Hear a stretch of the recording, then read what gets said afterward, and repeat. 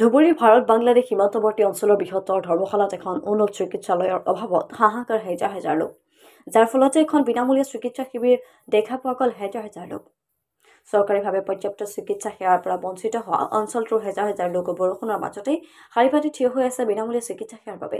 ইয়াত ধুবুৰী বিধানসভা সমষ্টি বৃহত্তৰ ধৰ্মশালা অঞ্চলত ধৰ্মশালা যুৱ মঞ্চৰ সহযোগতে ধৰ্মশালা আঞ্চলিক ক্লাবৰ উদ্যোগত সৰ্ববৃহৎ বিনামূলীয়া চিকিৎসা সেৱাৰ আয়োজন কৰা হয়।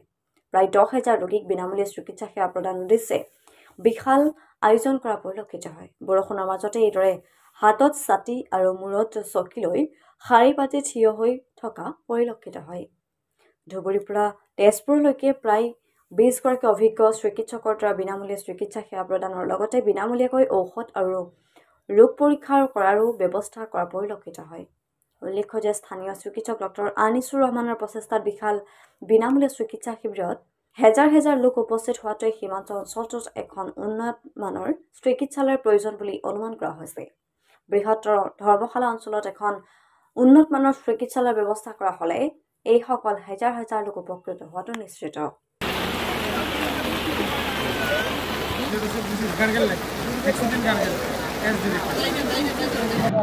পোনপ্ৰথমে মই ধৰ্মশালা আঞ্চলিক ক্লাবৰ উদ্যোগত আৰু ধৰ্মশালা যুৱ মঞ্চৰ সহযোগত যিমানখিনি কাম কৰিছে, যিমানখিনি কাম আগবঢ়াইছে, মই নিজে ইয়াতে মই আহিছিলোঁ যোৱা 1 মাহৰ পৰা মই চাই আছিলোঁ ইহঁতে দিনে ৰাতি একেকাৰ কৰি হ'লেও ইমান কষ্ট কৰি, ইমান ডিচিপ্লিন মেইনটেইন কৰি ইমান সহযোগ কৰিছে, পাব্লিকো সহযোগ কৰিছে আৰু যোৱা 15-20 দিনৰ পৰা সিহঁতে টিকিটৰ বিতৰণ কৰিছে যোনবোৰ মানে সেৱা কৰিবলৈ। মই এখেতসকলে জনোৱা মতে 5,000 পৰা 7,000 ৰাইজক বিনামূলীয়া সেৱা আগবঢ়াব।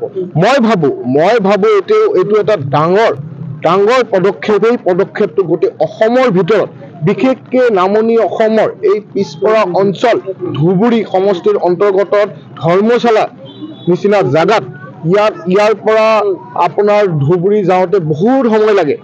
তাতে আমাৰ মেডিকেল কলেজ আছে, তালৈকে যাওঁতে কষ্ট হয়, পইচা পাতিও খৰচ হয়।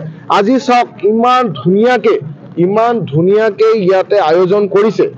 এই বতৰটো নেওচি মই নেদেখাজনৰ ওচৰত দোৱা কৰিম যাতে এই বতৰটো ঠিক কৰি দিয়ে আৰু যিমান মানুহে টিকিট লৈছে তেখেতসকলে আহি কেনে ইমান ডাঙৰ ডক্টৰ আজি ইয়াত আহিছে। চবতকে ডাঙৰ কথা কি, মই অন্তৰৰ পৰা যিমান ডাঙৰ ডক্টৰ ইয়াত আহিছে তেখেতসকলক ধন্যবাদ জ্ঞাপন কৰিব বিচাৰিছোঁ।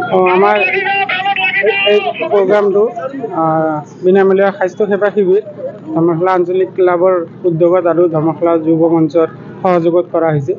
ইয়াতে আমি 11টা বিভাগৰ মুঠ 17জন স্পেচিয়েলিষ্ট ডক্টৰ আনিছোঁ আৰু আমাৰ MBBS ডক্টৰ 5জন আছে। লগতে আমি ব্লক PHC জুনিয়ৰ ডক্টৰ বহুতখিনি আহিছে, মেডিকেল কলেজৰ ডক্টৰ বহুতখিনি আহিছে।